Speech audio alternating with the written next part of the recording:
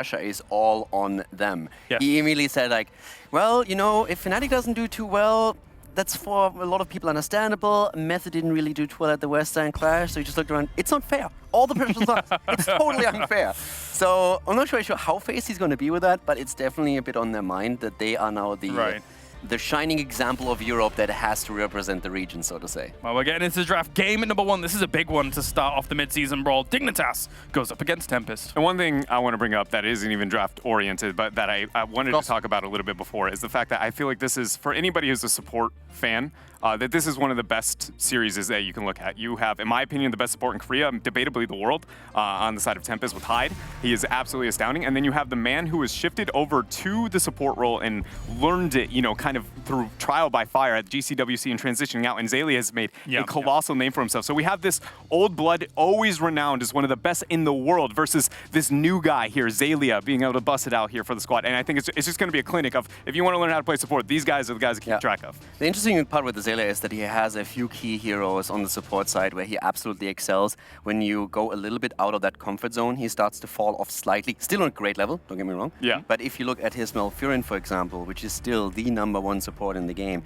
he's looking at a 21 win and 3 losses track record over phase one. It's all right. And that is absolutely insane. His ice blocks are one of my favorite things about his Malfurion play here. But we do, in fact, get ourselves a Genji with the first pick for Tempest.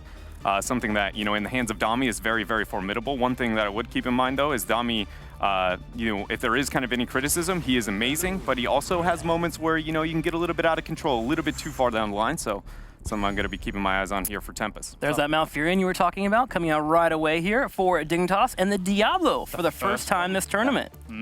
There's like two interesting things about it already. With Malfurion, I don't think it shocks too much considering how strong Zaylia is on that hero. Sure. And they've been echoing the entire time that they feel that no other support even touches Malfurion in the way how important he is. Yeah. And I mean, most of us really remember these games where Dignitas finds themselves in the 3 versus 5 and all of a sudden Zaylia turns around, drops the Twilight Dream right in the face of 5 heroes. Right. And they actually win that fight. So it was absolutely amazing. And then you look at Diablo, and that's a hero where a lot of the teams say, we're still not quite sure how high in priority he's going to be. Everybody expects him to be played, but nobody quite knows, okay, what position is he going to take at this tournament? I mean, we elaborated and thought maybe it may come out on our previous Infernal Shrines, but that was a very atypical draft that we weren't quite expecting. But now this is a bit more normal, a bit more standard to what we were thinking was going to happen. Well, I think there's 2 points here. First off, the battleground, as you mentioned, where Diablo can be strong in terms of controlling the shrines. But secondly, Genji is always a hero that you want to try and lock down if he dives too far. Being able to shadow charge in and force a fight on your own terms is what Diablo excels at. So I can see why Dignitas instantly respond with that pickup. This is also one of the battlegrounds where Dignitas hasn't lost in Europe at all. They have 8 wins and 0 losses there, so they're extremely comfortable here. But when we come back to Diablo, what's interesting for me is that Dignitas, for example, said they feel or they believe that especially Korea is looking way more to prioritize Diablo than anybody else. And they said, yeah, we like him, we played him scrims, but we know quite sure where he fits, so that they pick him this early in the first game. It was already super interesting. And one of the thought processes might actually be that they feel they're going to take it away. Blaze. Yeah, I'm not sure how I feel about that one. Well, it's a Wubby special, one that he went to a lot. Whenever he plays Blaze, it feels like that guy cannot die. And then, of course, you have the team fight factor, right? So if you take away the Blaze, of course, you kind of target Wubby a little bit there and put him on some heroes that might be a bit different. Typically, he's gone into the Malfield in the past on this battleground, but I could see him switching it up. It's just a matter of what they want to pull up. Do they want to have double wave clear available, have that double soak, which is something that Wubby's played off with in the past, or do they want to try and have someone that can kind of bully someone out in the lane? Dahaka is still a major tool here that we've seen in the past from Dignitas. Dahaka was actually played quite a lot by them. They played him 12 times, and nearly the same amount of the games where they played Phoenix. So, sorry, and Phoenix, obviously, Blaze. So that's definitely one option for them. We had them with Sonya a bit, but she's already taken, and this is actually here where a lot of the teams that you talk to expect her to fall off significantly in the tournament. Yeah. I'm surprised it's here so much today, actually. Yeah. She's been, what, 3 times picked? I mean, it's the first. Ooh, we getting spicy. Got a Medivh coming in here, paired with that Hanzo once again here for Dig. And the Diablo. Yeah, there's a lot going on there with that kind of combo. That's so funny, because if you think back to 2017 mid-season Brawl, this combo did a bit of a number on the Korean team. Not quite in the same vein, but yeah. So question, APOC or Lightning Breath? I mean, you kind of feel that everyone goes for Lightning Breath at this point, but of course, before the rework, you would have said there's immediately going to be an Hanzo arrow into an Apocalypse. You have the Leyline Seal with the exactly same thought process behind it, even the Twilight that could be stacked upon it. But now with new Diablo, Lightning Breath just seems so fantastic. So there's definitely some options of how they could shift it around level 10. I sit extremely torn on that, not because of the Medivh, but because of the Hanzo. When you have a double synergy to pair with the Apocalypse, like there is a bit of a better argument because it's not as linear. Is it here comes the Leyline, here comes the Apoc, but I can't help but feel like I would like to see a little bit more with the Leyline Seal, or excuse me, not the Leyline Seal, but the Lightning Breath here. It gives you great control over the shrines too, so that's definitely another added benefit for Lightning Breath, but there's good arguments to be made for both heroes. With that Greymane coming in there, but suddenly Polybomb sounds a little bit stronger too as well, being able to control Sonya, Greymane as well, just try to be anti-dive. Leyline Seal can also do that effect too, but it really comes down to what you want to control in the fight. So Greymane and Uther coming in here for Tempest, our first Greymane at the tournament. But it's paired with the Uther, and it's pretty much kind of a classic there for Tempest in the playstyle. They are very efficient with diving. Korean playstyles in general are more efficient with the kind of dive, one-shot kill potential, but Tempest specifically is extremely good with that playstyle. I mean, look at that setup. You have Greymane, Sonya, and Genji on your lineup, and ETC, so Uther's just sitting there, and every single target is a fantastic Divine Shield target. You can combo it with the Mosh Pit, you can combo it with the Genji ult, can just empower Sonya even more, or allow Greymane to go straight into that backline. So there's a lot of potential for hyper aggression during any fight to try and engage the backline heroes. A very versatile comp, I feel. Yeah, but my biggest concern right now for Dignitas is what the first couple of Shrine phase look, but granted, we're yet to see what the offlane selection is going to be here. Leo? Dahaka? Those are the two that kind of stand out for me here. I think it's got to be the Dahaka out of those. And Malthael, okay. Malthael. The one thing that I have concern for Tempest, I guess, is that they do have an amazing dive opportunities, and now with the Malthael picked up, the laning mismatch is not too bad on the side, but normally I'd be like, look how many squishies exist on this other side, and even the offlaner is squishy, and the fact that it's a Malthael, but then you have a Medivh, which is very effective of having continuous shutdown on that dive, and I'm wondering if the Divine Shield all-in is going to be as effective as normally we'd expect out of Tempest. Malthael is also extremely interesting because it's very atypical of what Dignitas usually plays. They have played a single game in Europe with Malthael, and they lost that game. And since then, they haven't touched him at all. And it's not only them, it's just Europe in general didn't nearly play as much Malthael as other regions, especially when you're looking at North America, for example. So that we have Malthael now taken in that setup is pretty cool. Already shows that Dignitas in such an important game is already willing to just move out of that traditional style they play. Absolutely. I mean, we were speaking to them yesterday, and we were listing off, solo laners, who they hold in high priority, and then actually towards the end of it, we asked them, any Malthael? They were like, eh. So, not exactly the most common thing that we were expecting to come out of them, but we're going to go for predictions, starting with Mr. Trixler. I think I have to sit with Dignitas, man. They got Medivh Diablo, which I think is a terrifying combo to open up any fight. That's my boy. Yeah, if you ever... Caldor's proud of me. It's a good day. Yeah, I think I'm going to go with Dignitas on this one. Caldor? I believe that Dig is going to end up in the grand final, and I think if they want to get there, they need to start with Tempest now and take them down, so I say they take it. Okay. I think I'm going to have to go with Dignitas as well. I just think that Tempest again struggles to show up on lane, and I question whether or not they're going to do here, and Dig, I think, is pretty comfortable with this draft. There you go, that's 3 for 3. I'm going to go Dignitas as well, because if I didn't, I think that'd probably be very strange. So I'm just going to do it regardless. I saw Bakery with a hammer. Yeah, he'll get me. Not good. Let's check in with what Twitch thinks as well. I think this one's going to be pretty close. Never mind. All right, bye. EU's awake, apparently. Apparently, EU is awake. It's as if we're in EU I know, at a decent time. So wow. weird. Great stuff. All right, so that is our predictions coming in here. Let's check in, of course, with our commentators who are going to be bringing us the games. That is very strange. You guys are not the same height. But we are. What you mean? Look the same height, so if it's on camera, it's real, James. Right, yeah, this is why I always have to stand in the box when we're at the standing desks, but there you go. All right, gentlemen, enjoy the cast. Thank you very much, and we are getting ready for what is going to be a fantastic game, Jay. How I'm so hyped. It's really interesting because I talked to this team just yesterday, and I was like, hey, a couple years ago, you guys won this bad boy. Oh, and 3 of those members are on here, and they did that behind a Greymane, and guess what? We get a Greymane this game. Yes, we do. So, ladies and gentlemen, on the left, it's Dignitas, Zaylia on Malfurion, JPL on Diablo, Snitch on Medivh, Poik on Hanzo, Wooby on Malthael, and we have a very quick pause. Yeah, it looks like somebody vacated the premises, so James is going to do pointy fingers for a second. Yep, this is understandable. But looks like this is going to be a very interesting game. Like you said, the Greymane coming back in alongside the Genji, the good old-fashioned Genji Greymane for just murdering in team fights is going to be super hype. Well, it's pretty cool. On that side, obviously, we just took a look at Dignitas. So we're going to take a look at the other side because that is a mid-season Brawl DreamHack Sweden champion in Tempest. That's going to be them on the right here in red.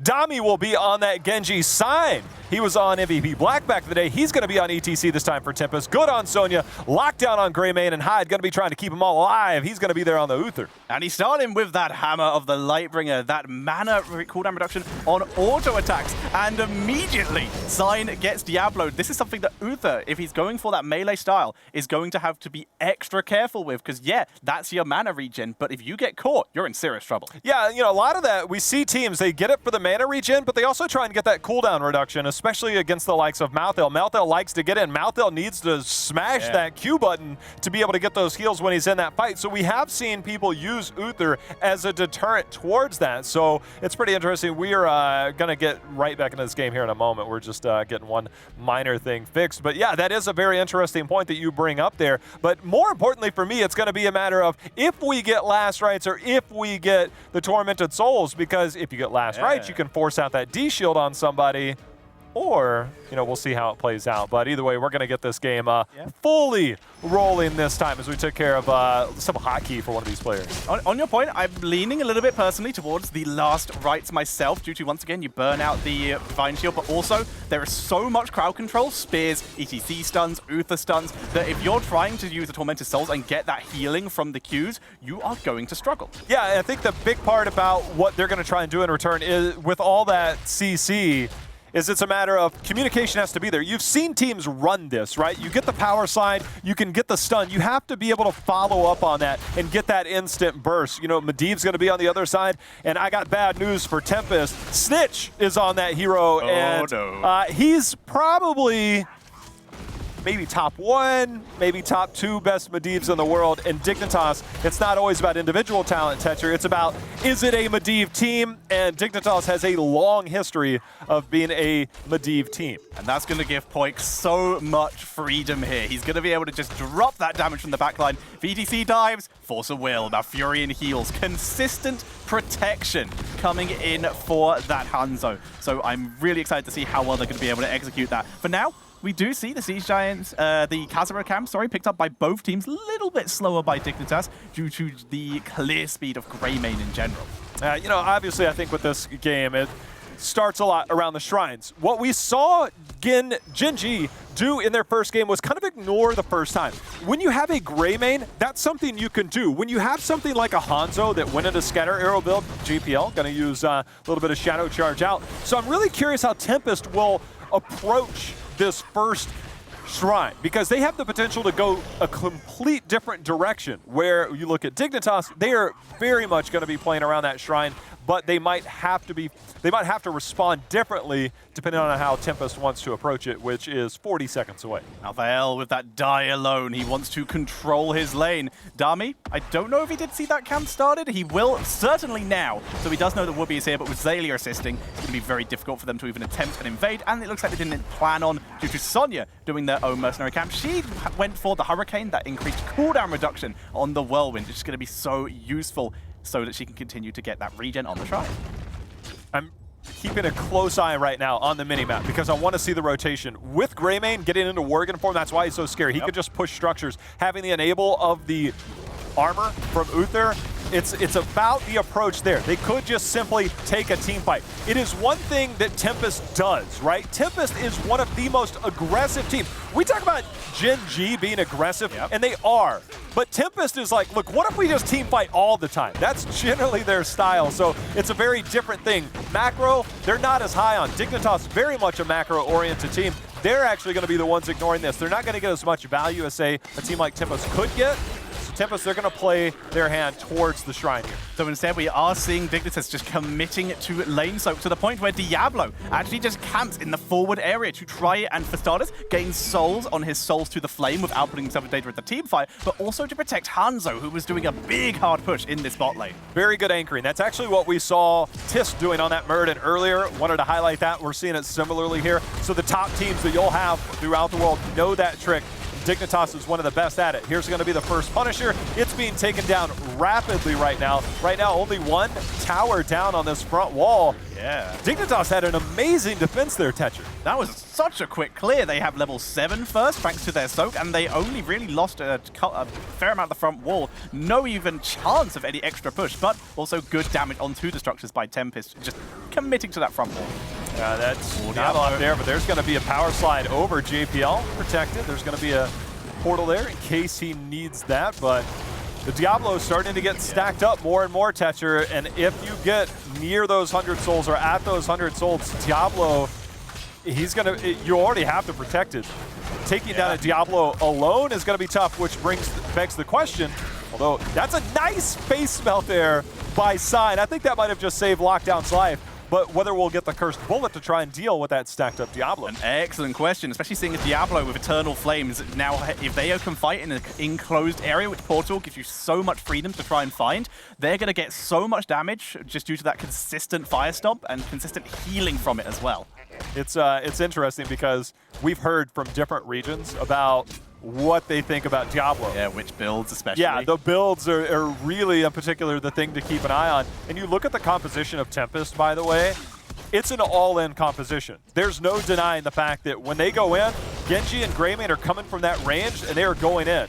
Lightning Breath? You're going to have a hard time getting out of there. I imagine we might see some Lightning Breath action going on here. The Lightning Breath could be good, but we cannot underestimate the Apocalypse due to the fact that you're against an ETC. And the potential ley line. The potential ley line set up for it. If you can get it on Sonya or Genji, it makes them so much more vulnerable. Uther, though, plenty of cleanses, which is the issue. The Hand of Protection himself, and of course the Divine Shield is in its own way a cleanse. You know, who needs... I mean, look, ignore the Divine Shield.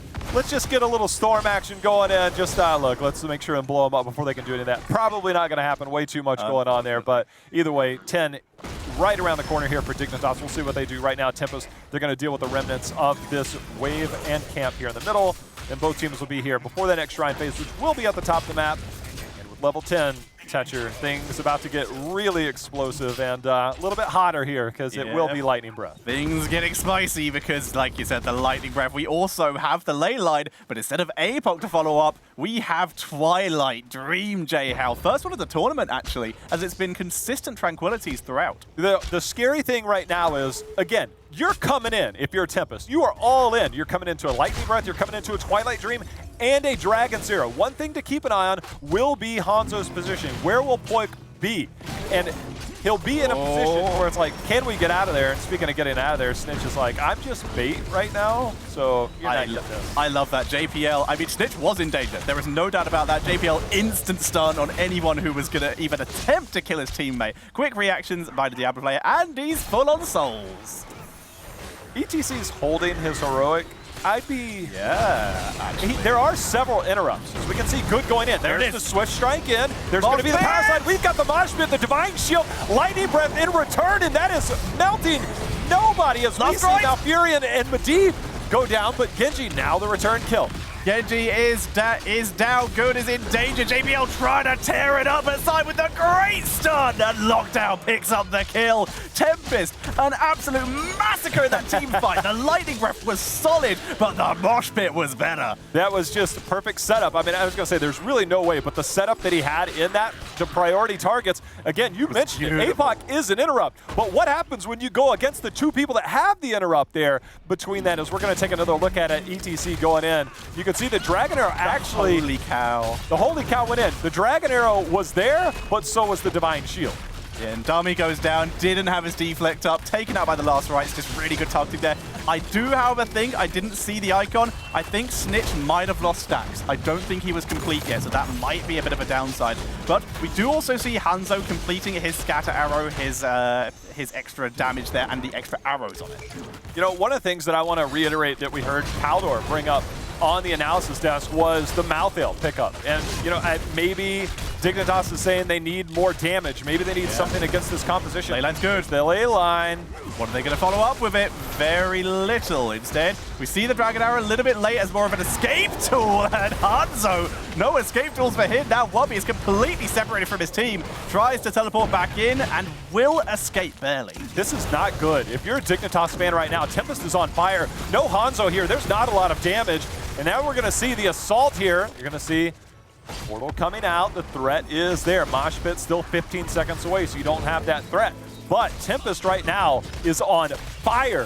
4 kills to 1, but it seems like the pacing, the control, and the team fights very much in their favor, Tetra. They are looking so good. The team fights, like you said, have been insane. And with Mosh Pit now back off cooldown, there's a good chance we might see that continue. They still have plenty of time for the next objective, which also means they're probably going to have go for the throat back. Yeah, they'll have all that back. I think the one saving grace for Dignitas is they'll have an opportunity to at least fight on even talent tiers. Despite all of that, despite losing the top fort and the keep wall, they still only find themselves a level down. Given the circumstances, they've done well to stay within this game, but they are going to have to take a team fight. I said Tempest, they like to team fight. Yeah. You look at Dignitas and you look at the way Europe plays, it's much more macro-oriented, so it's a very different feel in terms of regional play and their general play styles. And so Tempest, Dignitas does fight a lot. They have very good stats, but Tempest in Korea, they fight all the time, Tetra. Here comes a nice move on to good, though. Easy kill by Dignitas, but unfortunately it was so easy, they burned the ley line because they thought it would take a bit longer. They're looking for more. Portal's good. JPL chasing, but nice face melt by Sign. Yeah, getting that extra knockback range at level 4, and then of course going full into that, going Pinball Wizard at 7, and then again there at level 13, which level 13 of course is pretty much a given. Either go with the double knockback or the slow, just depending on what you want. Yep. So this one is the cooldown reduction. It's a pretty open talent here. Really like it. One of my favorites. So we are seeing Tempest continue to rotate around the map. Drop some harassment, get some vision with that Sonic Arrow. Always useful. Malthael, we can see he's now Hearth back. He has to deal with that camp. And I think right now, Dignitas, they would have liked to stayed in there a little bit more, knowing that Sonya isn't there, but Tempest responded well. Structures are the best way to get back into this game, experience-wise. If you're looking to get that, there were a couple of towers on the side of Tempest. You could see playing around that camp, unable to make anything happen because of that camp pressure up at the top, which if you look at the minimap, that keep is now sitting at about 25% health. Tetcher, I bring that up because we have a Greymane and a Sonya with Wrath on the other side. Yeah. If you win a team fight, maybe 1-2 minutes later into this game as the levels go up, we're not talking about taking an objective, taking a keep. We're talking about potentially ending the game if you're on the side of Tempest. Absolutely. That core rush potential from those two heroes with such good single target damage can be a huge detriment. Dami has found Wubby and has realized that this is not a good matchup as he gets almost dominated. Divine Shield. Clutch save. Oh no! Got it with the cyber If he pulled that off, that would have been the story of legends. But now Genji forced a Hearth back. That is a big cooldown though, missing with that Divine Shield. Remember, in that first big fight, Tetcher, they used the Divine Shield to make sure and set up that mosh pit. They won't have that option here. So instead, we see Good, very aggressive, big stock, immediate cleanse with the hand of protection, but Good is still getting focused. The Lightning Breath, though, is getting very little targets thanks to that ley line steal. Accidental anti-synergy as Malthael goes down.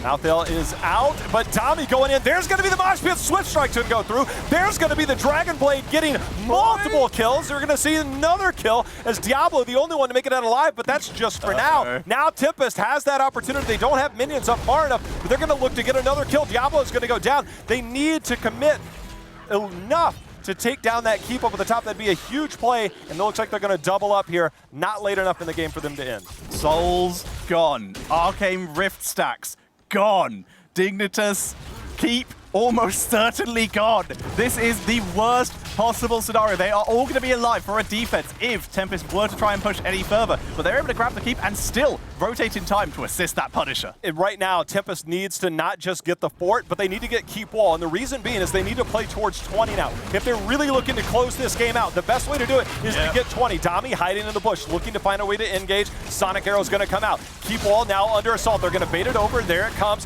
But the Swift Strike in instantly. Dami having a little bit of fun there. Wubby, you playing around that portal. JPL's like, wait a minute, there's not much time left on this portal. I got to get out of here. The portal dance back and forth, getting a little bit of pressure onto it, but now this Punisher is burning down the keep. Stun onto Malthael, immediate protected there. Dignitas has to take a fight here. They have to take the fight. The Divine Shield's off cooldown. If they do, this could be a disaster. The ley line, though, Lightning Breath coming out. Dragon Arrow on hide as he gets shredded down by Dignitas. Dignitas taking that fight was perfect. Now they're looking for more. JPL initiating. Face Melt's going to get the knockback, but he's going to get the flip over. Power slide out by Simon. That's going to be a perfect route by Zaylia as he goes in now. And every time, I think that's twice now, I've heard Twilight Dream interrupted. They finally get another takedown, but that fight, Dignitas was almost 16. They hit the ley line, a perfect ley line to set that up. That was an overstep by Tempest, a greedy play against an experienced team like Dignitas, making the perfect response there to keep themselves in this game. And Dignitas now with the debilitating flames on JPL. Less damage coming out from Greymade and that Sonya is such a big deal. They're finally getting to the point, even without all those stacks, that they can start to make plays, but they're still a level behind. Level 19 about to be hit by Tempest. They could be approaching level 20 by the next objective. You bring up a very good point there because Dignitas knows that. They have to start clearing up these lanes, getting the push out for Vision, getting control of the camp, starting to push structures. And if you get on those structures, you need to look to dive beyond them the same way that they have before. All the heroics are back up on the side of Dignitas. Get another portal, get another ley line, and get that set up. They have to make something happen before that 20 tier, else it's going to be a tough defense. The one saving grace, though, I will say this, is the fact that the Shrine is in the bottom lane where they still have a fort standing. So even if they give that up at 20, might be okay, but we're going to see if JPL and team can make something happen. Good counter stun onto Diablo, who is now in trouble, getting zoned out a bit, but they are still able to get him out. The extra healing is good, and JPL with his own healing. Good stun onto good. Once again, Divine Shield is off cooldown here. Might have to be used, but Leyline will not catch Uther. It catches everyone else, which means they can try and counter it, but the silence doesn't hit Darby. A beautiful cleanse, actually, I think might have been the case there. You called it perfectly because had Uther been caught in that leyline seal, that would have been the one pick. That one pick leads to complete map control for Dignitas. Instead, they used all of their heroics outside of that Dragon Arrow, unable to confirm a kill. And now level 20 quickly approaching here for Tempest. Catapults and a camp up at the top lane being dealt with, as we can see there on the picture on the left. And that just opens up an opportunity. Tempest, they have the threat of 20. This is an opportunity. I mentioned they had the fort, did Dignitas in this bot lane. Now, it's a little bit softer, that lane. So with level 20 and this Punisher, Tempest might be looking for a kill shot. Fallen Shaman wasn't cleared up in full, so as such, Minion Wave was cleaned up as well. So Catapults will make their way onto the core of Dignitas. Only one, though, so this is not the worst case scenario. And in fact, they're able to use the little control they have to grab control of yet another mercenary camp, and Diablo was able to recomplete his souls. That was such a smart play. Tempest could have easily been baited into that fight, but discipline at this level. You know, they recognize, look, that camp, it's not going to do a lot. Yeah, it gives a little bit of XP. It gives a little bit of control. The Dignitas with 20 there, they're just trying to delay, buy themselves a little bit of time, get a little bit more experience, see if they can get that isolation kill. Lockdown might be that one. The good route, but immediately the mosh pit onto Diablo. The Tor bus actually hits nothing, but here comes the Dragon Blade going for Snitch. Easy pick up there. Now, can they keep going? The Divine Shield is very good, but JPL is zoning out everyone to prevent any more kills. Good stun by Uther to prevent a counter engage. 1 for 1. Yeah, Snitch, you know, there's so much mobility on the side there of that Genji, and it was really hard for him to hit that perfect ley line. You could see he was trying to get the prediction, trying to get that there. Although good, got to be careful. There's going to be the Twilight Dream. That's going to get the lockdown, but not enough, though, to confirm the kill. Sonya just so tanky, ignore Pains online. So hard to kill her with that, with the Nerves of Steel as well. Able to tank through it after that silence wore off. Deep still 24 seconds out, same with Greymane, but they're controlling it. I mean, Dignitas is up 27-6. They will have catapults mounting in the top. Yeah, there's 3 there now. That's bad. Wait a minute. ETC is down. Now the focus onto good. And a great counter kill on Hanzo, though. Lightning Breath to try and zone out the rest of the heroes. Once again, trying to focus onto good, but without the CC. Diablo waiting for his cooldowns. Wubby in so much danger. Goes down to Uther. Yeah, no 20, so he cannot cheat death, but they got the Punisher. This is almost, I don't want to say it's perfect, but they're holding on. JPL is somehow surviving. Crazy. Hyde, it doesn't matter. Hyde does have that level 20. Get the kill, it puts it on cooldown. But now Dignitas has a chance to get 20. Dignitas is fighting their way back into this game, and they did it 19-20, Tetcher. That was a crazy fight. JPL basically just surviving out of pure tankiness to guarantee his team the Punisher, and more importantly, guarantee them time. New Diablo. It's not too bad. Pretty good here. I'm loving it, man. JPL is by far, I mean, statistically, he's the best tank in the world. I've looked at stats beyond all measure. It's not just about statistics. It's about what you do for your team, the setup, the things that you can do for your team. It hasn't been a perfect game, and they are down 13-6, but JPL in these last few moments is finding a way to carry his team back into this. Snitch, he's got the scout. Got a little bit of vision there. Will we get the portal? We don't see the portal. Too safe in this case. Zayli, you can also see very safe positioning there, potentially trying to bait Sonya. He has, even though he died in the last fight, he's been playing so well in terms of a positioning, which is a big reason why, if you were talking about statistics earlier, he's actually tied #1 in terms of KDA along with 365 from Team CE. It's pretty impressive. It's very, very impressive. And right now, with 20 here, Malthael, again, it's a situational thing. You can pick, you can cheat death, and if you die, you just lock that in, and then you can come back. Yeah. But if you have an opportunity for an upgrade in a key moment, it's something that's like holding on to Torbus, things like that. It's a situational thing. It's generally going to be the pick because the situation will warrant it. But there are other options, so we'll see what Wubby wants to go with here. The cooldown reduction could be absurd due to the fact that you are easily going to out-time Divine Shield with that, and that's one of the main reasons we see teams pick it. But like you said, if he gets picked off, none can stop death is 100% the go-to choice because you got to be with your team. Think about this right now.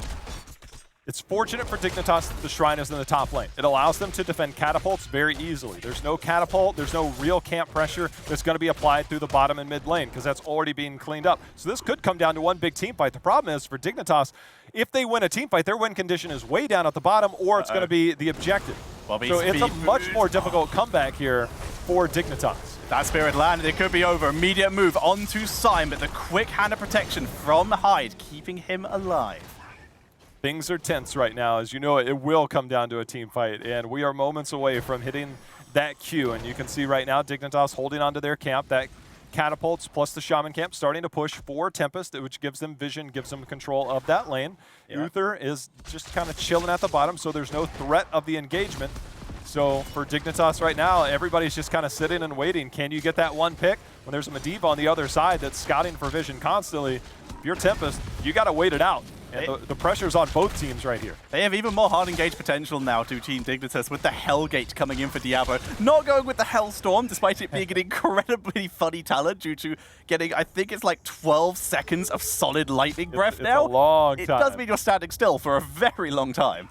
Right now, Sonic Arrow giving vision. They're holding onto this camp to at least apply pressure so they don't have to deal with the catapults. Get them to the mid lane so that you can have those there. It's a small thing, but it is a very experienced thing that a lot of teams will play around. But right now, Tetcher, we are moments away from this Shrine, determining what could be the end of the game for one of these teams. There's still a 4-up for Tempest. This is such a good position for them. It's basically a game win or potentially delay the game even longer. Here's the Death Curtain for Wubby was the level 20 talent. Very interesting. This is going to give him some great zoning potential. They move on to good. Marsh Pit, Torbus onto Snitch again. And he goes down. But the Lightning Breath dropping some good damage. But oh my god, Genji is cleaning up J-How. Malthael does get a trade kill. JPL trying to stay alive. They have to get another one if they want to stay in this game. But that was against Uther, who, oh, by the way, will be back momentarily. And it's basically all she wrote as Tempest will find a way to end this game. They don't even need a Punisher at this point. Tetcher, this is game number 1. Tempest has come out 17-7. I talked about the stylistic differences of these teams. Team fighting for Tempest, macro play for Dignitas. Tempest brought the fight. They were all in, and they're about to be all in on this course. Tempest taking game number 1. JPL, you played so well this game, but even you can't 1v5. As we see Tempest moving on to the core. As J-How said, that is GG. As game number 1 goes over to Tempest. Well played by them. All of our panel picked Dignitas, and justifiably so. One of the most dominant teams that we've had in the world outside of Gen G and maybe Ballistics, who won the Eastern Clash. But Dignitas has been just a class above the rest of the Western region. They get to test themselves here against Tempest. And so far, test number 1 didn't look so good. No, it did not. They really